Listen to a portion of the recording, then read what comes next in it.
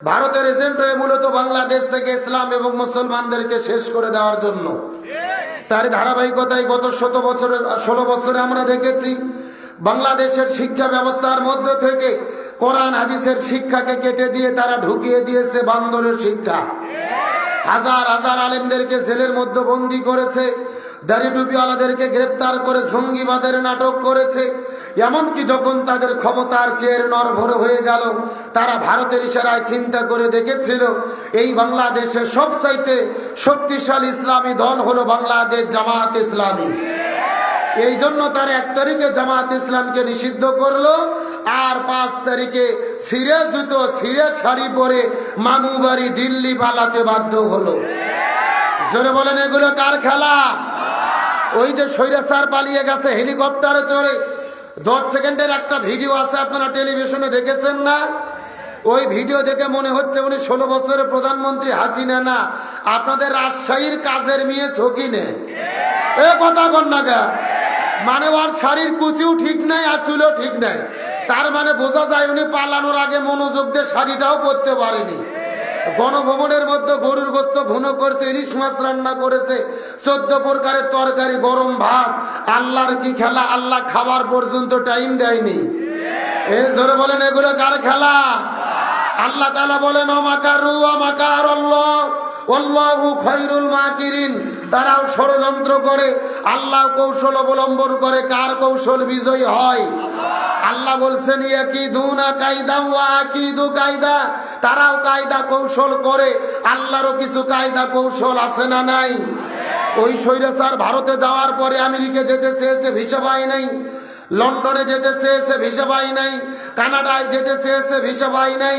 কোরআনের পাখি আল্লামা সাইদি বলেছিল এমন একটা সময় আসবে এই স্বৈরাচাররা পালানোর জন্য ইঁদুরের গর্ত খুঁজে পাবে না। ওই আল্লামা সাইদি যে বক্তব্যে বিদায় নিয়ে চলে গেছেন, আজকে স্বৈরাচারদের সঙ্গে তার বক্তব্য 100% মিলে গেছে। কিন্তু একটা কথা মনের মধ্যে আমি কষ্ট নিয়ে আপনাদের মধ্যে বলতে চাই, আজকে জাতি হিসেবে আমরা বড়ই অকৃতজ্ঞ। যেই ছাত্র জনতার ওসিলায় আমরা স্বাধীনতা পেলাম, যেই ছাত্র জনতা রাজপথে নেমে জীবনকে উৎসর্গ করে দিয়ে নতুন এক স্বাধীনতা আমাদেরকে দান করলো, আজকে আমরা নিজেদের স্বার্থ রক্ষার জন্য তাদেরকেও আঘাত করতে আমরা ছাড় দিচ্ছি না।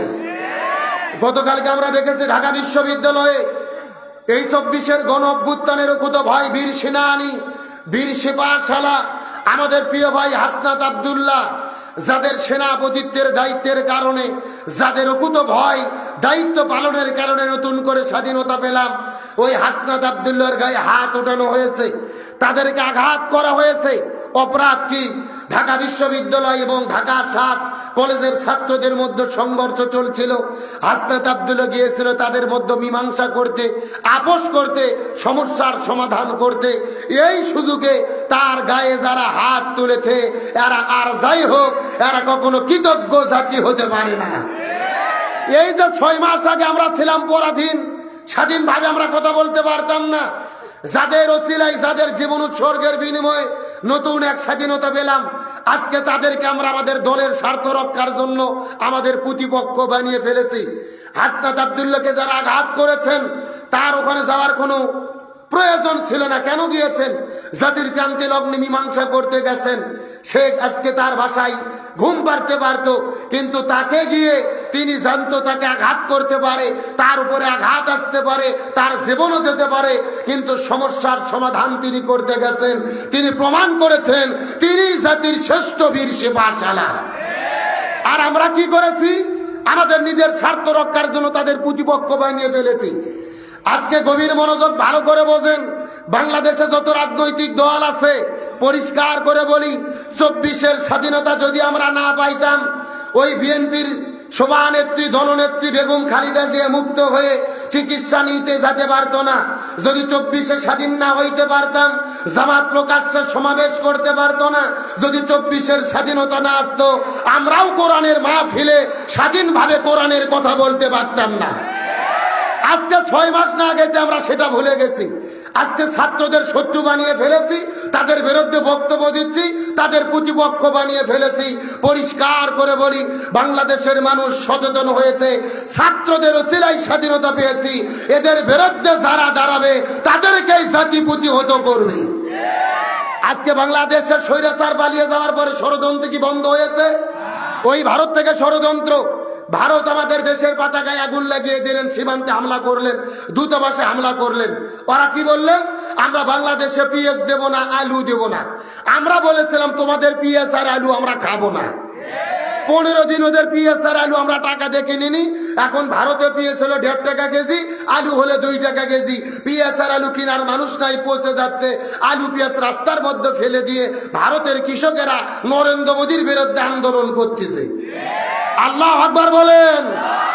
আসলে একটা কথা আছে, অন্যের জন্য গর্ত খুললে ওই গর্তে নিজেকেই, মানে ভারত আমাদেরকে বিপদে ফেলাতে গিয়ে ওরা নিজেরাই বিপদের মধ্যে পড়ছে। এ জোরে বলেন, এগুলো কাদের ফয়সালা? আর ডক্টর মোহাম্মদ ইউনূস হলো ঠান্ডা মাথার পাকা খেলোয়াড়। এ কথা কয় কম, কিন্তু কাজ করে বেশি। যখন বাংলাদেশের পতাকায় আগুন দিয়েছে, আমার দেশের বিরুদ্ধে ষড়যন্ত্র হয়েছে, ডক্টর ইউনূস বাংলাদেশের সব রাজনৈতিক দলকে এক মঞ্চে ডেকেছে। ডান পাশে বিএনপি, বাম পাশে জামাত, চরমোনাই, হেফাজত, সব রাজনৈতিক দল জাতীয় ঐক্য করে ঘোষণা করেছে প্রত্যেকটা দল তাদের রাজনৈতিক স্বার্থে কাজ করবে, তবে দেশের জন্য আমরা সবাই এক দল। আমরা যখন জাতীয় ঐক্য গঠন করেছি, নরেন্দ্র মোদী তখন 6 জগ পানি পান করছে। আর আজকে ঠেলাত পরে তিনি ডক্টর মোহাম্মদ ইউনূসকে শুভেচ্ছা বার্তা জানিয়েছে। আল্লাহু আকবার কোন। আমাদের এলাকায় একটা কথা আছে, ঠেলার নাম। আর বিড়াল কখন গাছত চড়ে? গাছত চড়ার কোনো সময় লাগে না, কোনো মাস লাগে না, ঠেলাত পড়লে এমনি গাছত চড়ে। কিন্তু আজকের এই প্রোগ্রাম থেকে শুরুতে আমরা পরিষ্কার করে বলে দেই, এই বাংলার জমিনে 17 ছাত্র জনতা জীবন দিয়ে নতুন স্বাধীনতা এনেছে। আমাদের প্রিয় ভাই আবু সাইদ বন্দুকের গুলির কাছে বুক পাতিয়ে দিয়ে চিৎকার করে বলেছিল, আমার মনে দারুণ ঝড়, বুক পেতেছি গুলি কর।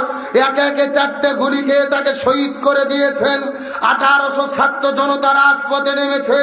ওই স্বৈরাচাররা দেশ ছেড়ে পালাতে বাধ্য হয়েছে। আবার প্রয়োজনে বাংলাদেশের 18 কোটি জনগণ হাতে হাত রেখে মাথায় কাপনের কাপড় বেঁধে রাজপথে নামবো। তারপরে আমার দেশের স্বাধীনতা, সার্বভৌমত্ব 1 ইঞ্চি মাটি নিয়ে ওই ভারতের দাদাবাবুদেরকে আমরা সিনেমিনি খেলতে দেব না, দেব না, দেব না। কারা কারা যে দুটি হাত আল্লাহকে তুলে দেখান।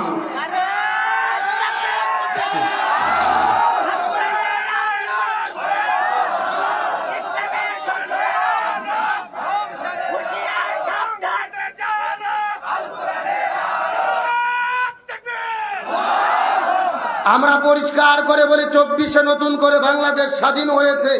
ওই ভারতের কোনো তাবেদারি আর বাংলার জমিনে চলতে দেওয়া হবে না। বরং যারাই ভারতের দালালি করবে আমরা তাদেরকে বয়কট করতে বাধ্য হব। আসেন, ভূমিকার আলোচনা শেষ, ডাইরেক্ট আলোচনা। আমরা বাংলাদেশে শান্তি চাই কি চাই না? আজকের আলোচনার বিষয় হলো, বর্তমান প্রেক্ষাপটে বাংলাদেশের শান্তি প্রতিষ্ঠায় আমাদের করণীয় কি জানার দরকার আছে না নাই? আরে ভাই, বাঘের কিচ্ছা, হরিণের কিচ্ছা জীবনে বহু শুনছেন, ওইগুলো বাদ দেন। বর্তমানে বাংলাদেশের শান্তি প্রতিষ্ঠায় আমাদের করণীয় কি, এটাই জানা হলো বর্তমানে সবচাইতে বেশি জরুরি। গভীর মনোযোগ লক্ষ্য করুন। তার কারণ, বাংলাদেশে 1947 সালে ভারত, বাংলাদেশ, পাকিস্তান, ব্রিটিশের কাছ থেকে আমরা স্বাধীনতা অর্জন করেছিলাম শান্তি পাওয়ার জন্য। দুর্ভাগ্যজনক হলেও সত্য, আমরা শান্তি পাইনি। যার ফলশ্রুতিতে 1971 সালে বাংলাদেশ আবারও স্বাধীন হলো। শান্তি পাওয়ার জন্য আমরা শান্তি পেলাম না। 24-এ আবারও গণ অভ্যুত্থান হলো শান্তি পাওয়ার জন্য। আমরা কি শান্তি পাচ্ছি? তাহলে কি করলে শান্তি পাওয়া যাবে, এটা আমাদের জানার দরকার আছে না নাই? আল্লাহ মনোযোগ দিয়ে আলোচনা শোনার তৌফিক দান করুক, বলেন আমিন। আমার প্রিয় বন্ধুগণ, মুসলমান ভাইরা, গভীর মনোযোগ। এই জমিনের মধ্যে আমার নবীজি শান্তি কায়েম করার জন্য 17 বছর বয়সের ভেতরে এই জমিনের মধ্যে শান্তি কায়েম করার জন্য একটা দল গঠন করেছিলেন, যেই দলের নাম হলেন হিলফুল ফুজুল। কি নাম বললাম? এ রাষ্ট্রের মুসলমান গভীর মনোযোগ লক্ষ্য করুন। আমার নবীজি 17 বছর বয়সের ভেতরে এই জমিনের মধ্যে শান্তি কায়েম করার জন্য একটা দল গঠন করলেন। 17 বছর থেকে শুরু করে 40 বছর পর্যন্ত নবীজি 23 বছর ধরে চেষ্টা করলেন জমিনের মধ্যে শান্তি কায়েম করার জন্য। কিন্তু দুর্ভাগ্যজনক ব্যাপার হলেও সত্য, নবীজি 23 বছর ধরে এই জমিনের ভেতরে শান্তি কায়েম করতে পারলো। এ রাষ্ট্রের মুসলমান গভীর মনোযোগ লক্ষ্য করুন। আমাদের নবীজি 23 বছর ধরে চেষ্টা করেছে, কিন্তু জমিনের ভেতরে শান্তি কায়েম করতে পারলো না। নবীজির বয়স যখন 40 বছর হয়ে গেল, আল্লাহ নবীজির উপরে যখন কোরআন নাজিল করলেন, আমার নবীজি কোরআনের দাওয়াত দেওয়া শুরু করলেন। এই কোরআনের দাওয়াত যখন জমিনে ছড়ে পড়লেন, আমার নবীজি যখন কোরআন দিয়ে জমিনের মধ্যে একটা রাষ্ট্র গঠন করলো, ওই জমিনের মধ্যে শান্তি কায়েম হয়ে গেল। 40 বছর থেকে শুরু করে 63 পর্যন্ত নবীজি 23 বছর ধরে চেষ্টা করলেন, এই জমিনের মধ্যে শান্তি কায়েম হয়ে গেল। নবীজির জীবনটা 2 ভাগে ভাগ করার চেষ্টা করেন। 17 বছর থেকে শুরু করে 40, এই 23 বছর, আর 40 থেকে শুরু করে 63, এই 23 বছর। নবুয়ত পাওয়ার আগের হলো 23 বছর, আর পরের হলো 23 বছর। আগের 23 বছরে নবী শান্তি কায়েম করতে পারলো না, পরের 23 বছরে নবীজি কেন শান্তি কায়েম করতে পারলো? এর পেছনে কারণ হলো আগের 23 বছরের ভেতরে নবীজির কাছে দল ছিল, কিন্তু নবীজির দলের ভেতরে আল্লাহর কোরআনের সংবিধান ছিল না। কথা কি ক্লিয়ার না ভেজাল আছে? গভীর মনোযোগ ভালো করে বোঝেন। আপনার আমার মতো 2 টাকার ছুটকে ফাটকে হুজুর না, এলাকার তেল তেলা গোয়েন্দার নেতা নয়। স্বয়ং আমার নবী 23 বছর ধরে চেষ্টা করেছে এই জমিনে শান্তি কায়েম করতে, সেও শান্তি কায়েম করতে পারেনি। তার কারণ নবীজির কাছে আগের 23 বছরে দল ছিল, কিন্তু দলের সংবিধান আল্লাহর কোরআন ছিল না। এখান থেকে বোঝা যায় এই বাংলার জমিনে বর্তমান প্রেক্ষাপটে যেই দলগুলো শান্তি কায়েম করতে চায়, ওই দলের দ্বারা শান্তি কায়েম করা সম্ভব নয়, যেই দল আল্লাহর কোরআনের সংবিধান দিয়ে পরিচালিত হয় না। কথা কি ক্লিয়ার না ভেজাল আছে?